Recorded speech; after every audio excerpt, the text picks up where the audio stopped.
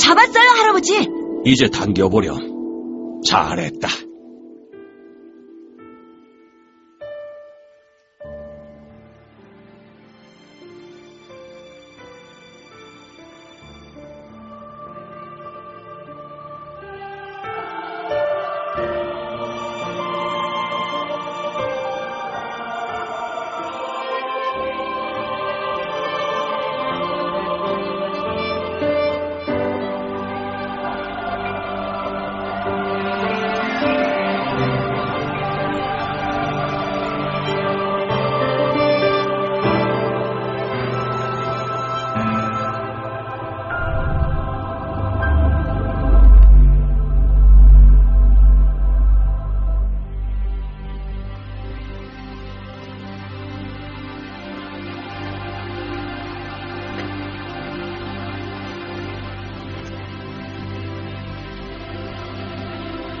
벌써 별들이 떴어요. 하늘엔 뭐가 있을까요? 상상 이상의 모든 것이 있단다.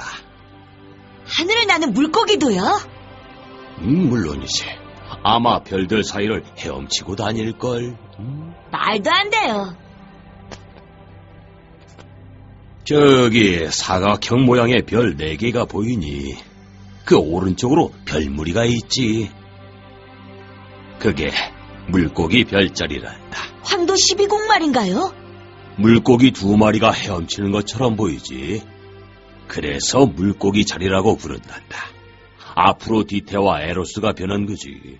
둘은 타이탄과 전쟁 중에 물고기로 변해 강에 숨었지.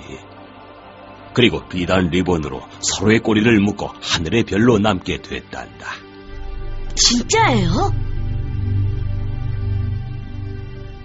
2005년 9월 스위프트라는 우주 망원경은 물고기 자리에서 사상 최대로 강력한 폭발 현상 하나를 관측하였습니다. 블랙홀의 탄생을 알려주는 폭발이었죠. 블랙홀은 한때 존재했던 거성의 핵이 있던 자리에 생긴 점이죠.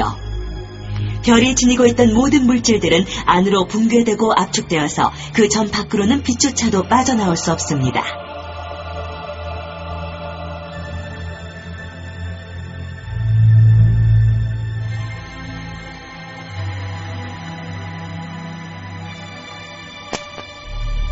하늘의 별들은 다양한 형태를 이루지. 고대 그리스인들의 풍부한 상상력은 오늘날 신화로 전해진단다. 내 책에 있는 것처럼 말이죠? 맞아. 그 신화 속의 인물들이 저 하늘에도 있지. 별이 되어서 말이다. 저기 또 하나가 있구나. 황금 양털 기억하니? 제이슨과 아르고의 용사들이 얻은 황금양 맞죠? 그게 저 하늘에도 있는데 황도 12궁 중에서 어떤 별자리인지 찾아볼래? 양자리요. 맞았어. 이렇게 영원히 기억되는 거란다.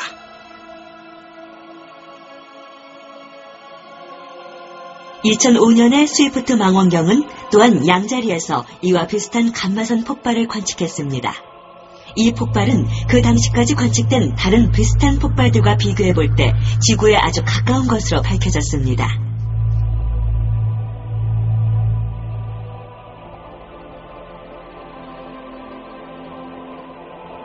양자리에서는 외계 행성을 가진 2개의 별도 관측됐습니다.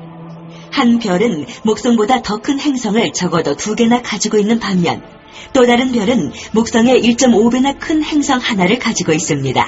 이 행성은 그 행성계의 소위 생명체가 살 수 있는 영역 내에서 발견되었습니다. 만약 이 행성이 액체 상태의 물을 보유하기에 충분한 크기의 위성들을 지니고 있다면 거기에 생명체가 서식할 수 있는 가능성이 있음을 말해주고 있습니다.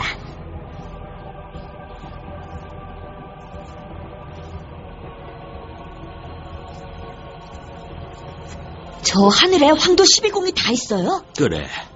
하지만 이맘때는 3개만 보인단다. 지금 저기 또 하나가 보이는구나. 사자자리요? 제 별자리인데요. 어흥. 다시 맞춰봐. 응? 내가 가진 책이 있는데. 뭐요? 올림포스 12신이요?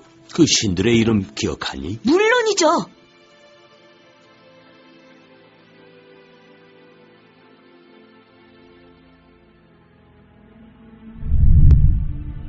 태양과 예술의 신 아폴로, 불과 대장간의 신 불카누스, 전쟁과 폭력의 신 마르스, 사냥과 야생의 여신 디아나,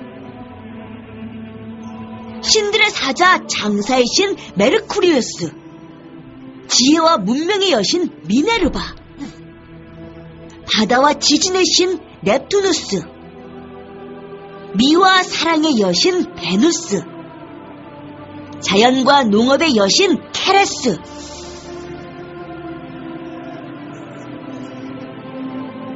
가족과 가정의 여신 베스타, 결혼과 출산의 여신 유노, 유노의 남편 천둥의 신 유피테르는 모든 신의 왕이죠. 올림포스 산에는 신들만 살았을까? 그곳엔 신들의 술 시중을 들어주는 가니메데스가 있었는데 그들이 바로 물병자리란다. 하늘에는 아름다운 별들이 많아. 넌 그 점들을 연결하기만 하면 돼.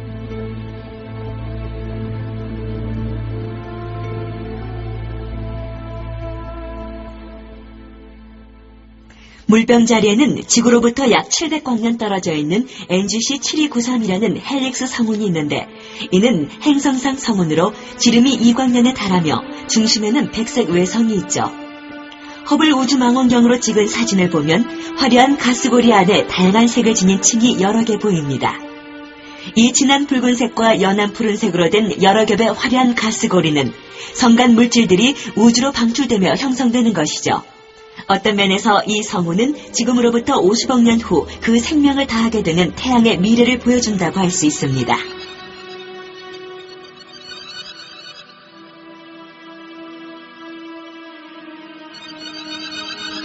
태양과 같은 질량의 한 별이 적색 거성이 될 때면 그 별의 수명이 다한 것입니다. 더 이상 별의 중력은 밤껍질 모습으로 팽창해가는 바깥층들을 잡아둘 수 없게 되죠. 소형 망원경을 쓰던 18세기 천문학자들에게는 이 천체들이 행성처럼 보였고 그래서 행성상 성운으로 불리게 됐습니다. 행성상 성운에 팽창하는 가스들은 모 행성의 잔해로 남게 되는데 온도는 섭씨 10만 도에 이릅니다. 모 행성의 물질들이 엄청나게 압축되어 지구 크기의 공 모양이 되면서 이렇게 뜨거워지는 것입니다. 결국 모 행성은 백색광을 내는 백색 외성으로 변하고 그 주위에서 팽창하는 가스들은 백색 외성의 자외선 복사에 의해 강렬한 빛을 내게 됩니다. 그러나 행성상 성운의 수명은 비교적 짧습니다.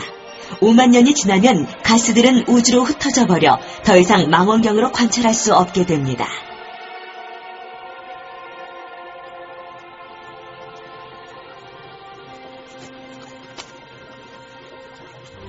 우와, 네가 하늘을 날 수 있다면 모든 것이 달리 보일 거야.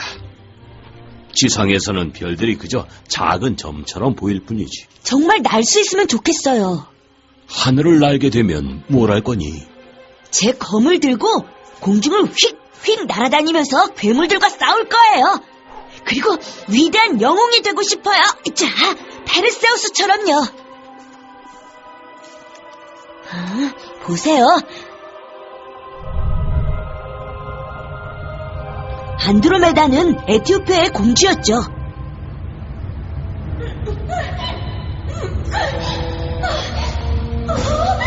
그런데 케투스라는 무서운 괴물이 공주를 잡아먹으려 했어요.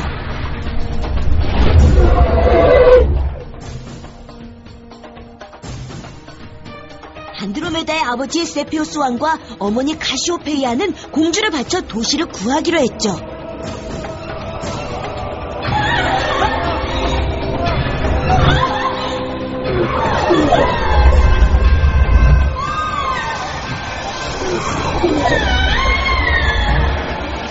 그때 페르세우스가 날개 달린 신발을 신고 등장하죠.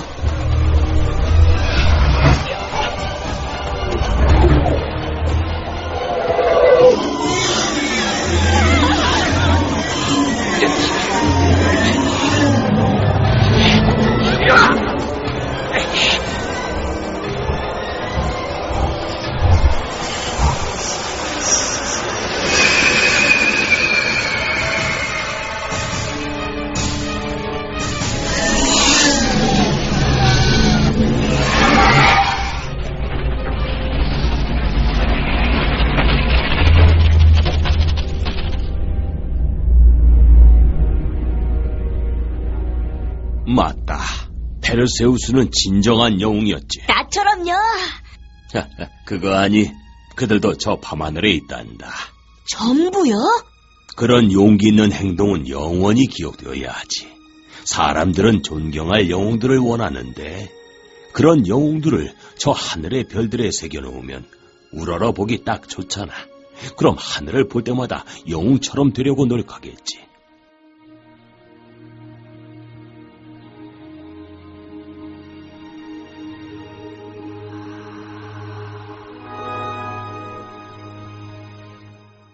별자리 여행을 할 때 우리는 세페우스 자리에서 특별히 흥미로운 별을 관측하게 됩니다. 이 별 내부의 활동성은 델타 세페이라는 이 별을 매 5.4일마다 맥동하게 하여 이 별을 단주기 병광성이 되게 하죠. 델타 세페이 별의 병광 형태가 처음으로 연구되었기 때문에 이와 비슷한 병광을 보이는 별들은 세페이드 병광성이라 불리게 되었는데 이 세페이드 병광성은 우주 공간에서의 거리 계산에 도움을 주기도 합니다.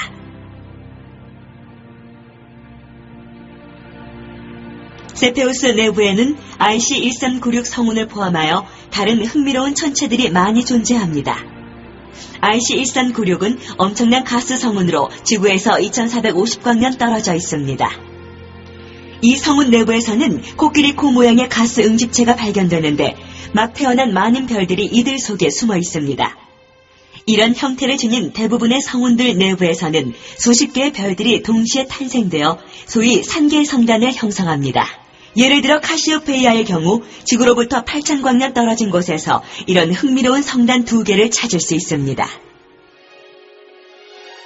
그중 하나는 M103 성단인데 고작 2000만 년밖에 안 된 밝고 푸른 별들이 많이 포함되어 있죠.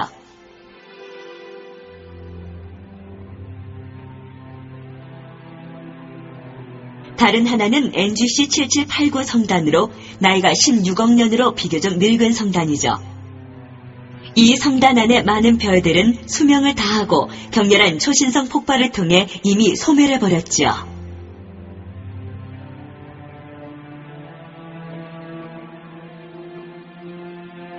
카시오페이아 자리에는 이런 초신성 폭발로 생성된 전체가 2개나 더 있습니다. 카시오페이아 A란 초신성 잔해와 SNR 티코가 그런 폭발의 흔적이죠.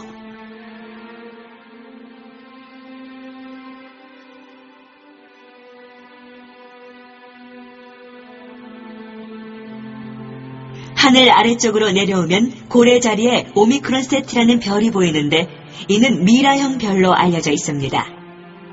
이 별은 병광성이며 비슷한 변광을 보이는 수천 개의 별들에게도 미라형 병광성이란 이름이 부여되었습니다. 온도는 섭씨 2500도에 이르고 밝기는 태양의 15,000배에 달합니다. 이는 그 죽음 직전의 적색 거성인데 미라는 쌍성이기 때문에 이미 그와 쌍성계를 이루고 있는 백색 외성과 같이 결국에는 백색 외성이 될 것입니다.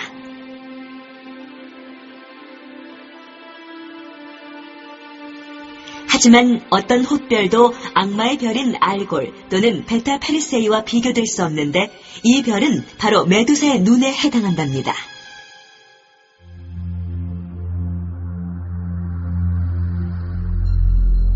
이 별의 밝기는 다른 어두운 별에 의해 가려지기 때문에 약 69시간 간격으로 깜빡거립니다. 이런 식상성은 이미 100개나 관측되었습니다.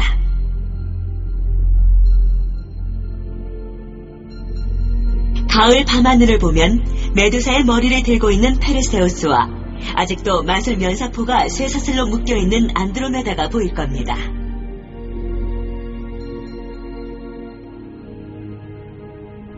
별이 손에 닿을 것 같아요.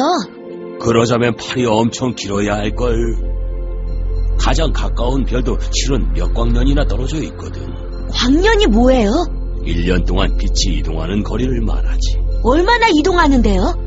안드로메다는 우리가 육안으로 볼 수 있는 가장 멀리 있는 은하계인데 네가 광속으로 여행을 해도 초속 30만 킬로미터로. 와우, 엄마 차는 시속 100km를 넘지 않는데.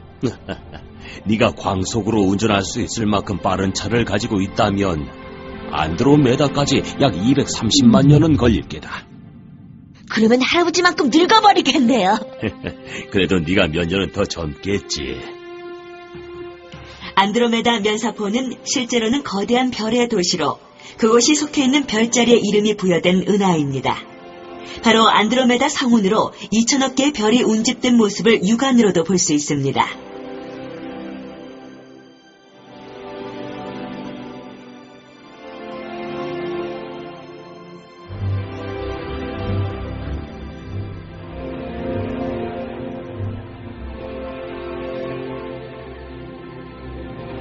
안드로메다 은하 바로 근처에 안드로메다와 물고기 자리 사이의 삼각형 자리에는 삼각형 자리 은하가 있습니다. 은하의 겉보기 형태에 따라 구분한 에드윈 허블의 은하 분류법에 의하면 이 두 은하는 우리 은하수와 함께 나선형 은하에 속합니다. 나선 은하는 신생별들의 빛으로 밝게 반짝이는 나선이 있는 반면 타원 은하는 중심부가 비교적 늙은 별들로 채워져 있고 불규칙 은하는 특정한 형태가 없습니다. 일반적으로 각 은하는 3개의 주요 부분으로 구성됩니다. 별과 가스, 먼지로 구성된 얇은 원반, 별로만 구성된 구 모양의 중심부, 마지막으로 바깥 경계를 감싸고 있는 원시 별들로 구성된 헤일로죠. 그리고 중앙 핵둘레에 퍼져 있는 이 늙은 별들로 구성된 구상 성단이 있는데 이들이 은하계의 윤곽을 형성합니다.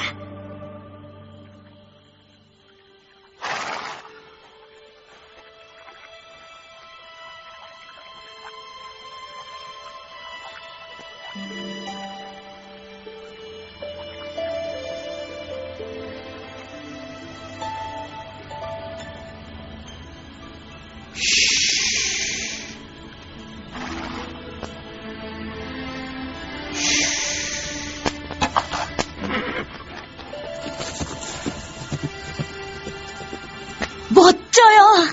아마 페가수스 일개다. 정말요? 저 하늘에도 있지. 물고기 자리 기억나니? 저기요. 그 옆에 커다란 정사각형 모양이 보이지? 거기 거꾸로 날고 있는 말이 바로 페가수스 자리란다. 아름답지 않니? 너무 아름다워요.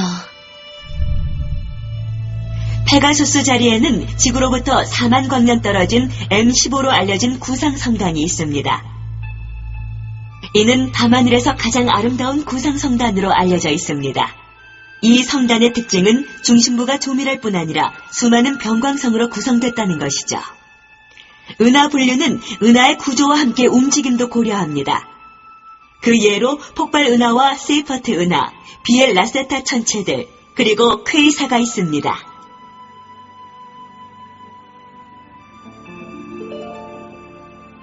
페가수스 자리에서 발견된 고리 모양의 은하 NGC7742는 게란프라이와 비슷합니다. 직경 3000광년으로 지구로부터 7200만 광년 떨어져 있죠. 이는 중심부에 거대한 블랙홀을 가지고 있는 세이퍼트 은하입니다. 이런 형태의 은하는 오래전에 2개의 작은 은하들이 충돌해서 발생한 것입니다.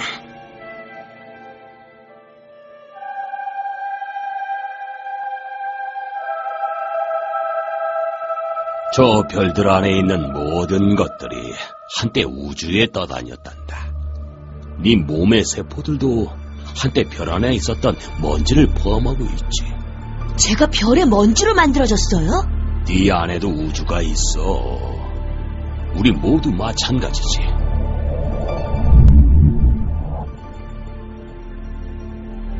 우린 모두 저 위에서 온 거야. 그럼 난 언젠가 우주로 돌아갈래요.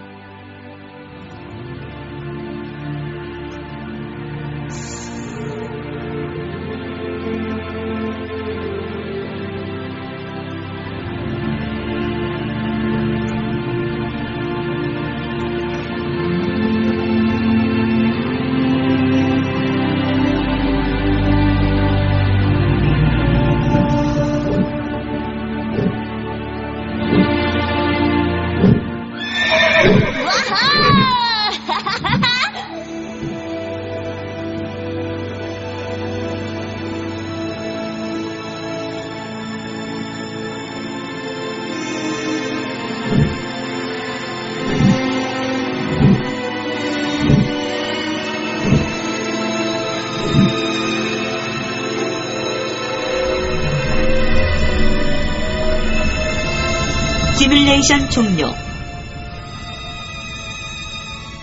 타트윈 코스 설정. 광속 준비.